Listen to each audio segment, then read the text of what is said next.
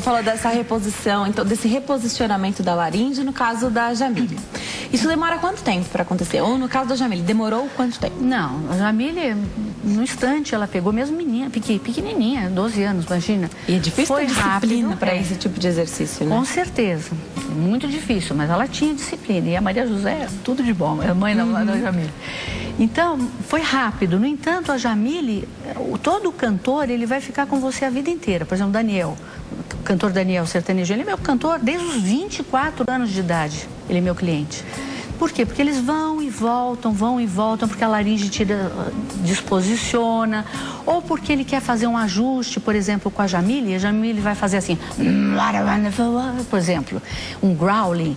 Isso ela aprendeu a fazer, nós trabalhamos lá. Que delícia. E você vê que a Jamile usa recursos que o pessoal lá nos Estados Unidos utiliza, mas pouca gente aqui utiliza, né? Então, por isso que é uma voz especial. E às vezes você aprende para fazer em determinada música apenas, né? Exatamente. Agora, todo esse trabalho, você falou que é um trabalho que vai a vida inteira, né? Porque a cada... a vida inteira vai e volta, na verdade, né? Porque a cada trabalho tem um desafio novo. E se não tiver desafio novo, não é gostoso, né? Exatamente. Tem que ter o desafio novo. Agora, a Jamile já tinha aquele vozeirão já desde sempre, né? Então ela já tinha uma voz bonita desde sempre. Agora, tem muita gente que gosta de cantar, que não tem voz de cantor, mas gosta de cantar. Dá pra trabalhar essa voz pra ficar um canto bonito? Pergunta interessantíssima. Eu vou te perguntar se você acha feio Rod Stewart. Se você acha feio... Louis Armstrong, que canta What a Wonderful World, se você acha feio. Se você acha feio Roberto Carlos, eu sou aquele amante, a moda antiga, você acha feio? Nenhum. Então são ajustes. Então Janis Joplin era completamente rouca e cantava. E faz um sucesso, já morreu faz muito tempo e faz sucesso até hoje. Então, é muito importante você que gosta de cantar, não importa o que você tem. Às vezes você tem uma alteração congênita, como nós chamamos. Você nasceu com esse problema, né? Então, você tem um sulco vocal, por exemplo, que as pregas vocais não fecham direito, você vai ser rouco. Mas será que esse rouco para você não é um timbre interessante para você cantar o seu rock evangélico, um sertanejo, por exemplo, né? Você vê no canto evangélico quantas vertentes lindas desenvolvendo, né? Então, por que não? Por que não ter esse ar na voz, desde que isso seja feito com o acompanhamento de um fonoaudiólogo e com saúde? Tudo é possível. Até quem não vai cantar profissionalmente, mas tem isso como um hobby e gosta. Canta na igreja, exatamente. Porque forçar essa voz sem ter esse acompanhamento pode prejudicar essa saúde, né? Exatamente. Então, você gosta de cantar na igreja? Você fica rouco? Vá procurar a ajuda de um fonoaudiólogo. Porque senão isso vai evoluir. E as pessoas que têm calo hoje na corda vocal, as mulheres principalmente, serão aquelas que vão atender o telefone e vão responder assim, ó, pois não, o senhor quer alguma coisa? E não é o senhor, é a senhora. Então esse calo vai aumentando, vai inchando as preguinhas vocais e vai piorar. Tá. Falar um pouquinho sobre a rouquidão. Quando é que tudo bem ficar rouco e quando é que não é legal? Também tudo depende, sabe? Então, por exemplo, Eu tô aqui, ó. Eu tô fazendo pra você uma rouquidão.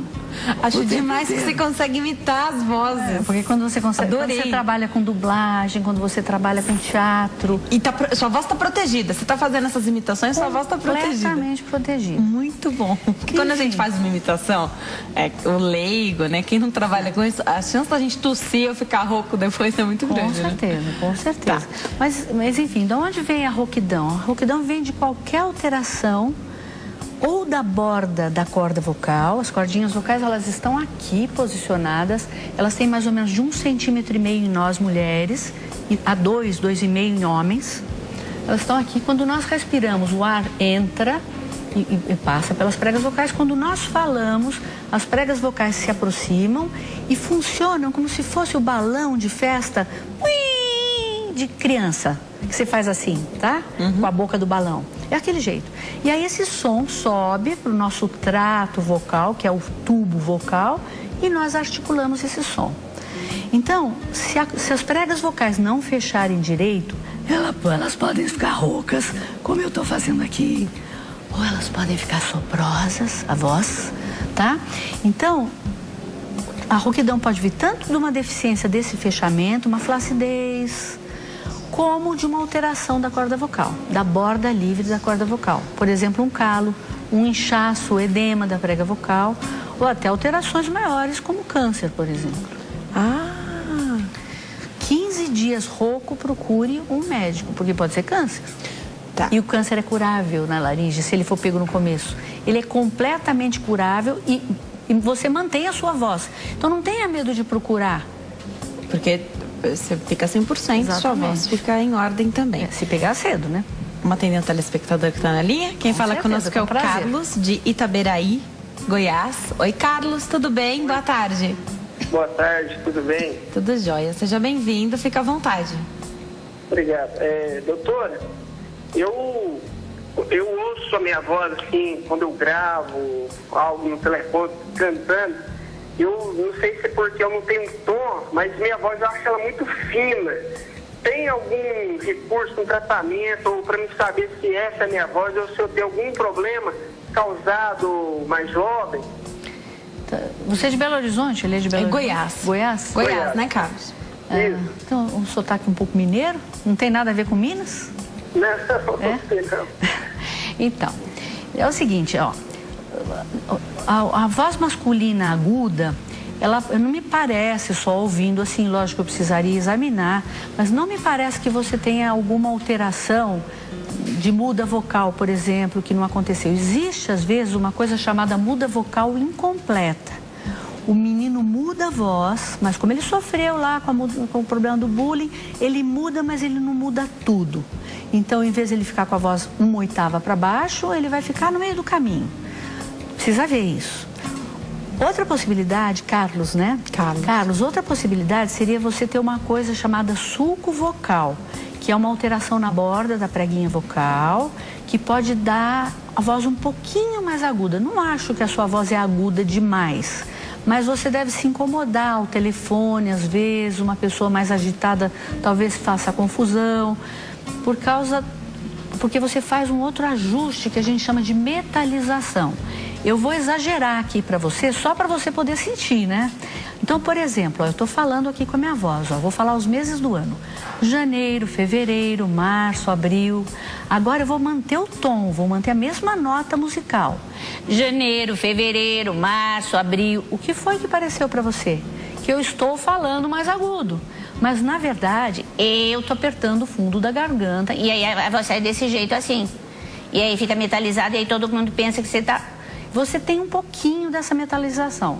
Lógico, da mesma forma que a pessoa anterior, né? Eu não estou te vendo. Tá. Eu precisaria avaliar. Mas o pouquinho que eu consigo escutar aqui, eu acho que você tem um pouco dessa tensão. Então, procure primeiro um otorrino, fale a respeito dessa possibilidade de você talvez ter um sulco vocal e procure depois um fonoaudiólogo na sua cidade. Perfeito. Carlos, obrigada pela sua pergunta, obrigada pela participação.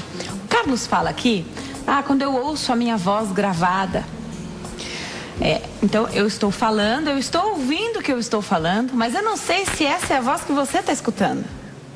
É o Carlos que pergunta? É o mesmo Carlos? Ele falou algo da voz gravada, Bacana né? isso, Então eu peguei a pergunta para te fazer aqui. Eu tô falando, eu estou me escutando e você está me escutando. Eu não sei se o que eu ouço é igual ao que você ouve. Pergunta muito legal essa, muito interessante. Não é. O que você escuta da sua gravação é o que nós escutamos na verdade. O que você escuta de você mesmo é que não é a verdade. Perfeito. Por quê? Porque nós escutamos a nossa voz tanto por fora quanto por dentro. E por dentro nós escutamos a vibração dos nossos ossos. Então, esse som que a gente escuta dos nossos ossos se mistura com o som que nós ouvimos por fora e aí nós achamos que a nossa voz é uma coisa, mas quando nós realmente a ouvimos na gravação, isso não é minha voz. Mas essa que é a sua voz. A gente escuta isso mesmo que tá gravado. Essa que é de verdade. Eu vou dar um recado para quem tá em casa, mas eu volto para você inclusive falar de uma situação que acontece. Algumas pessoas nascem com os dois sexos. E já a doutora vai falar como é que fica a voz nesse caso, porque aí os pais precisam escolher o sexo desta criança, né? Já você explica pra gente, precisa ver que órgãos que estão lá, se eles estão funcionando. Já a doutora vai explicar tudo isso pra gente. Como é que isso funciona e como é que isso reflete na voz também. Tá todo mundo curioso, aposto. Eu já me escutei várias vezes, né? Eu tenho as gravações. Mas eu aposto que quem não tem essa oportunidade de fazer isso todo dia vai pegar um gravadorzinho, vai gravar num MP3 para saber o que o pessoal ouve. Qual é a sua voz? Porque não é essa que a gente escuta, né? Quando a gente fala. Outra pergunta que eu vou te fazer tem gente que fala alto, tem gente que fala baixo. E de volume de voz mesmo. Se isso também influencia, tanto para manter a saúde da voz em dia, se é melhor não falar muito alto. Já você tem que lembrar, eu sou uma pessoa que eu tenho a tendência a falar sempre alto, falar um pouco mais alto.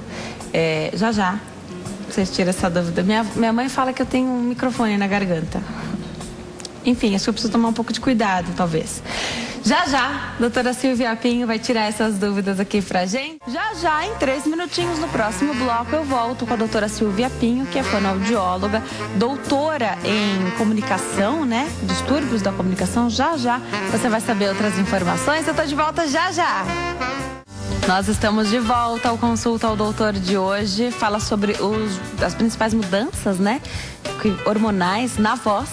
Então, pra gente saber como é que a nossa voz muda e que tipo de relação totalmente direta tem com as mudanças hormonais do nosso organismo. Hoje quem tira as nossas dúvidas é a doutora Silvia Pinho. Ela é fonoaudióloga, doutora em distúrbio da comunicação humana.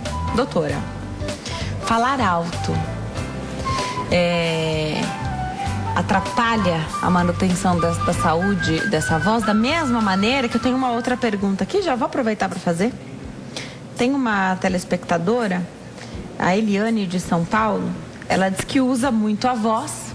Não sei se ela trabalha com a voz ou se... Profissional da voz. Né? Usa muito a voz e a voz dela falha quando ela tem que falar um pouquinho mais alto. Como se alguém estivesse segurando esta voz. Então a voz dela falha. Então fica o paralelo, né? De quem está acostumado, fala muito alto. O padrão é falar alto, com volume alto. E a pessoa que fala baixinho, quando precisa falar mais alto, porque às vezes é preciso falar mais alto, né? Com certeza. Então, assim, nós temos que lembrar que as pregas vocais são músculos. É um par de músculos. Então, como todo músculo, o treinamento vai fazer diferença. Perfeito. Por exemplo, é muito comum a gente pegar um cantor sertanejo, no começo da carreira, ele canta direitinho, ele canta no lugar certo, tudo certinho. Mas ele faz 2 shows, 2 apresentações, ele já não tem mais voz. Por que acontece isso? Aí ele vai tentar recuperar e reposicionar a voz, enfim, recupera. Com o passar do tempo, os músculos vão se acostumando com aquela demanda. E vão se acostumando. Se ele estiver bem posicionado, ele vai se acostumar com aquilo e a musculatura vai desenvolver. Então você pega cordas vocais de pessoas treinadas, elas são fortes, grossas, firmes as pregas vocais. Uma tora mesmo. Agora, no caso da pessoa que fala fraco, então imagina, ela sempre fala fraquinho assim. O que acontece com a corda vocal dela? Vai ficar fraca. Então, nenhum dos extremos é conveniente até pra gente ouvir, né? Uma pessoa que fala tudo assim, não dá para escutar o que ela fala. Nem é que fala. Ou então uma outra que grita alto. assim, também não dá. Perfeito. Né? Então tem a questão social também. Mas se ela fala muito fraquinho, quando ela for falar forte, ela não está acostumada, a voz dela vai quebrar. O que significa quebrar? Não mantém o fechamento. Então abre uma fenda, que a gente chama. Por isso que ela fala que falha a voz. Por isso que ela precisa procurar, primeiro um médico, sempre que tem um problema de voz, procura um médico otorrinolaringologista para ver se tem alguma alteração orgânica. Se não tiver, procure um fonoaudiólogo.